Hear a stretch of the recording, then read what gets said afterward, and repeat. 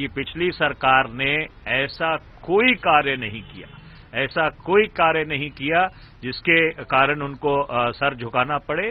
और ये जो कोयले खानों की आवंटन की प्रक्रिया थी, ये 1993 से लेकर 2009 तक वैसी ही थी। और 1993 में श्री नरसिम्हा राव जी प्रधानमंत्री थे, फिर देवेगौड़ा जी बने, फिर गुजराल साहब बने, और फिर 6 साल तक अटल बिहारी वाजपेयी जी प्रधानमंत्री रहे, जिसके बाद डॉक्टर मनमोहन सिंह प्रधानमंत्री बने हैं। तो इसलिए अगर किसी निचली अदालत ने कोई फैसला किया है तो इसको देखना पड़ेगा, और जो लोग आज इसके ऊपर हंस रहे हैं वो कल को इसके ऊपर रोते ना मिले। कोयला का घोटाला कांग्रेस ने किया हुआ घोटाला है, और इसीलिए वो आज भी उनकी मानसिकता वही है। इसलिए पारदर्शी तरीके से कोयले का और दूसरे खदानों का और स्पेक्ट्रम का हम नीलाम कर रहे हैं, उसका वो जमकर विरोध कर रहे हैं। एक अर्थशास्त्री प्रधानमंत्री को सीबीआई के चौखट पर लाने का पाप कांग्रेस ने किया है, तो ये कांग्रेस को जवाब देना पड़ेगा जनता को। जनता ने तो पहले ही उनकी छुट्टी कर दी है, लेकिन ये कोयला घोटाला बिल्कुल कांग्रेस की काली करतूत है, और ये सारा एक्सपोज होता रहेगा।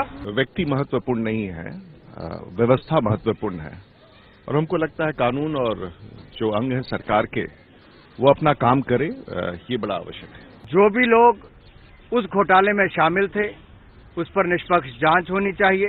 वो किसी पद का हो, किसी कद का हो, दोषी होता है, और मुझे लगता है कानून को अपना काम करना चाहिए।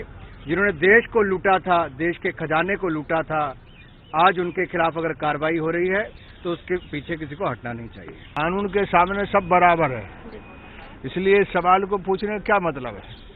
यानी वो प्राइम मिनिस्टर थे तो एक जिम्मेदारी की जगह थे, वो ड्राइविंग सीट पर थे। यदि कोई गड़बड़ होगी तो वैसे वो ईमानदार आदमी हैं, लेकिन जो गड़बड़ हुई है उसके मामले में वो वाजिब बातें बताएंगे।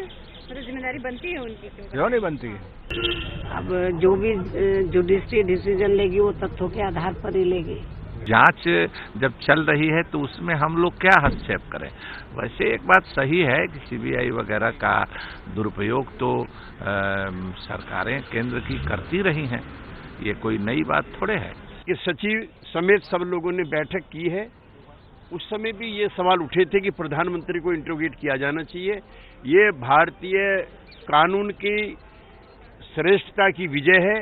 कोई कितने भी बड़े पद पर हो, अगर अदालत चाहती है या जांच एजेंसियां चाहती हैं तो किसी को भी बुला सकती है। मैं इसको इंडियन कॉन्स्टिट्यूशन की और भारतीय जुडिशरी की विजय मानता हूं।